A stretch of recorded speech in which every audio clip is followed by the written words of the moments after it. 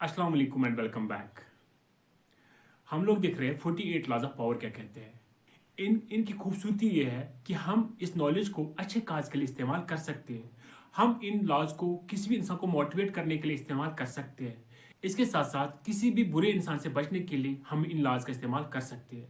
देखिए, जब हम लोग इन लॉज को देखेंगे, ये लॉज क्या कहते हैं, तो हम लोग आसानी से किसी भी धोखेबाज से या किसी भी बैड इंसान से बच सकते हैं। वरना कुछ लोग इन लॉज का इस्तेमाल हमारे खिलाफ ही करते हैं, तो हमें इनकी नॉलेज होनी चाहिए।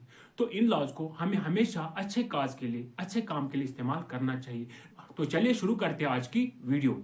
लॉ नंबर 21 क्या कहता है? Play a sucker to a sucker.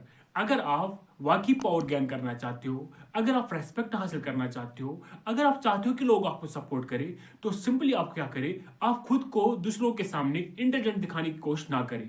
आपको हमेशा दूसरे लोगों को ये यकीन दिलाना चाहिए कि आप मुझसे भी ज्यादा इंटेलिजेंट हो, आप मुझसे भी ज्यादा स्मार्ट हो, आप मुझसे भी ज्यादा चीजों को बेहतर जानते हो। इस तरह से जब आप दूसरे लोगों को यकीन दोगे कि आप मुझसे भी ज्यादा इंटेलिजेंट हो, आप अपनी मंजिल आसानी के साथ हासिल कर सकते हो। जो भी आपका मकसद होगा, आप अपने मकसद में आसानी से कामयाब हो जाओगे।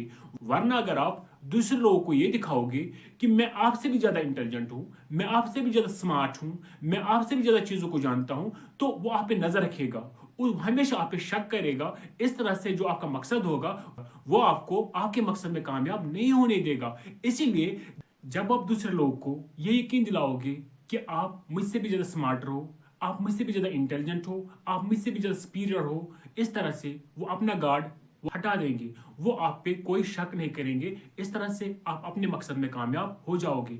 ऐसा ही हुआ था ट्रोजन्स के साथ। अगर हम लोग बात करेंगे ओडिसिस की, ओडिसिस कौन था? He was the king of Ithaca. उसने क्या किया? उसने सबसे पहले लकड़ी के घोड़े बनवाए, फिर उन लकड़ी के घोड़े के अंदर अपनी फौज को बिठाया। इस तरह से उनको ट्रोजनस शहर के बाहर रखा। जब ट्रोजनस फौज आई, उनको ये लगा कि उड़ीसा की फौज है वो कमजोर है, वो हमसे हार गई है, वो भाग गए हैं। जो ट्रोजनस फौज थी, उन्होंने इन घोड़ों को अपने शहर के अंदर दाखिल किया, क्योंकि अब वो खुशी और मसरत का इजहार कर रहे थे, शराब पी रहे थे कि हमने ये जंग जीती है। लेकिन उनको ओडिसिस की प्लानिंग समझ नहीं आई। उनको ये लगा कि जो ओडिसिस है वो अनइंटेलिजेंट है, वो कमजोर है, वो वीक है, उसमें कोई इंटेलिजेंस नहीं है। इस तरह से उन्होंने क्या किया, उन घोड़ों को अपने शहर के अंदर दाखिल किया। जब रात का समय हुआ, जब सब लोग खुशी मना रहे थे, जब पूरी फौज खुशियां मना रहे थे, शराब पी रहे थे, उसी दौरान ये सारी फौज इन लकड़ी के घोड़ों से बाहर निकले और ट्रोजन्स फौज पे हमला किया। इस तरह से उन्होंने ट्रोजन्स फौज को हरा दिया।